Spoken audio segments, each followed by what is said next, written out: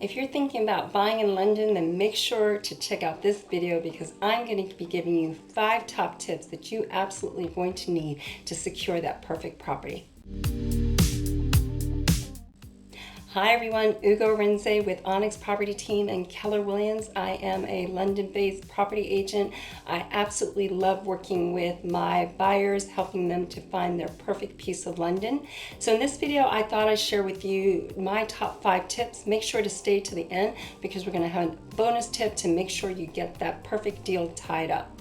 So let's dive in. First up, you actually have to decide if you want to buy, and that's not necessarily a given, particularly given property prices here in London. While many people say they want to buy, the cost of ownership goes beyond just that purchase. There's maintenance costs, there's council tax, there's service charges, there's ground rent. There's so much more that you really need to take into consideration to make sure you might want to take that long-term plunge to own property. While I'm definitely an advocate of home ownership, sometimes renting might actually be the best option, particularly if you don't plan to stay in a place for very long. We have something called stamp duty here, and by the time you recoup the cost of stamp duty, which is a tax on purchase, they often say you need to be in that property for at least 5 years to make it worth your while. But once you have decided that home ownership might be the way for you, then you have to decide which amenities might be important. Say you just got married, perhaps it might make sense to rent for a year or two to regularly figure out what is going to matter most. Is it the location, given travel considerations for work? Is it the layout of the space? I know now that we've had the pandemic, we're living through it, that extra space has really become, that extra room has become really so much more of a premium, as has become outdoor space. So now, say if you have the flexibility to work from home, whereas in the past people love the open concept, perhaps now you might need that separate kitchen. Say if it's got a dining room table option that you can use as a dedicated private workspace.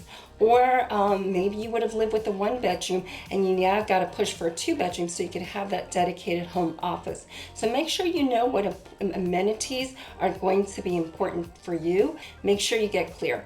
But also recognize that life in London is going to be trade-offs, and so you're probably not going to get everything on your list regardless of your budget. Speaking of budget, that's number 3 on my tip, is definitely get clear on how much you can afford to spend. Oftentimes when I first meet with people, they give me a long list of what they're looking for, and then the next thing I usually have to make sure I'm clear on is, have you spoken to a mortgage advisor? Have you gotten clear on what your source of financing is going to be, and also what that mortgage is going to look like? There's no point buying a house and being so stretched you can't afford anything and you can't enjoy your life. So make sure that you've got your financing in place. You know how long that interest rate is going to be fixed, what those monthly costs are going to be, and all the other costs associated with home ownership. As I've mentioned, that initial stamp duty, but the ongoing service charges, ground rent, and just setting aside money for maintenance as well, because owning a home, it is a living, breathing thing. It just doesn't go quiet for years and you don't have to spend anything. You have to be prepared to constantly spend money to maintain it and look after it. I mentioned stamp duty, and it's currently tiered up to 15% if you're buying in your own name. If you want to know more about stamp duty, we'll have a link to one of our videos on understanding stamp duty. Number 4 on my list is decide where you want to live. Obviously, that's going to be impacted by your budget, which you definitely should have figured out by now. London is an incredibly diverse and dynamic city, and what I love about it is that there are so many fabulous neighborhoods that each have their own unique character and charm and amenities. We've got great area guides on this YouTube channel, to make sure to check them out, whether it's Angel in the east or Hampstead in the north or South Kensington to the west. Definitely check out those videos to get a better sense of what different parts of London may have to offer. Obviously, some of the things you might want to think about if you are considering area is commute, affordability, amenities, and so on.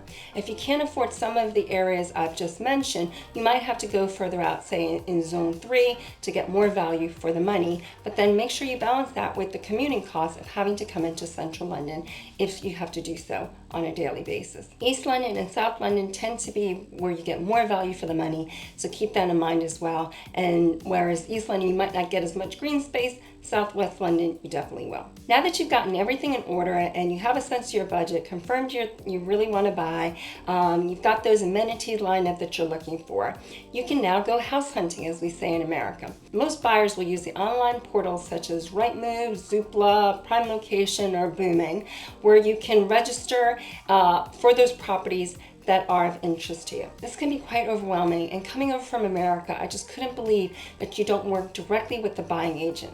So it is one of the services we offer, but if you want to go for yourself, then get on those portals.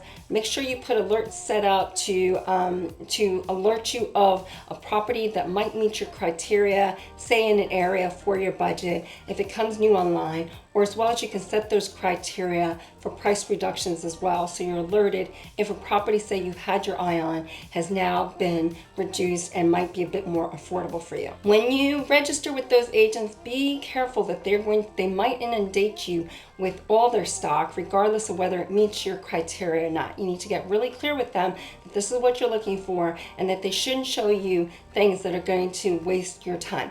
Obviously, there's no harm in seeing something that might be something, let's say, you might not have considered, but many estate agents are really charged with booking viewings, whether it really is what suits your needs or not. So really have to be careful that what they're going to show you ahead of time so that they don't waste your time.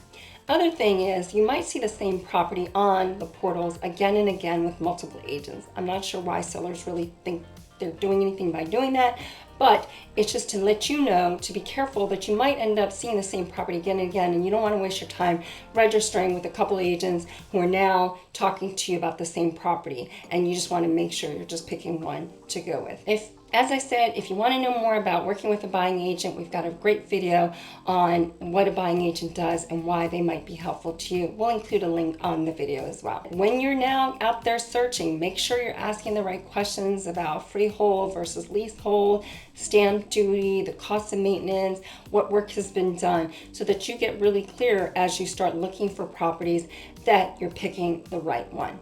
And as my 6th bonus tip, when you do find that right property, there may be negotiations. Make sure you arm yourself with the latest statistics on what properties have sold in the area, what that property might have been purchased for, and make sure you're really comparing apples to apples in terms of the value you think that property has at that point.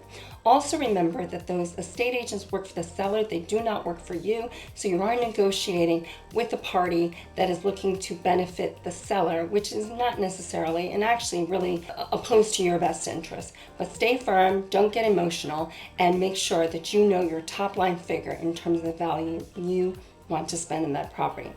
Once you have agreed an offer, don't forget that that is now just the beginning of the conveyance process, which is the due diligence and title work process before you can finally get to exchange of contract and completion, which is finally when the property is yours. It can seem a little bit daunting. If you have any questions, make sure you reach out.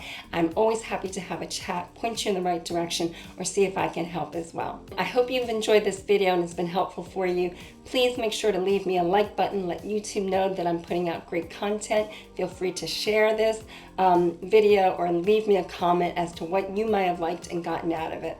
If you want to know more about the London property market or living in this fabulous city, also follow me on my Instagram channel at Onyx London Life, where we put out daily videos about London life. See you on the next video.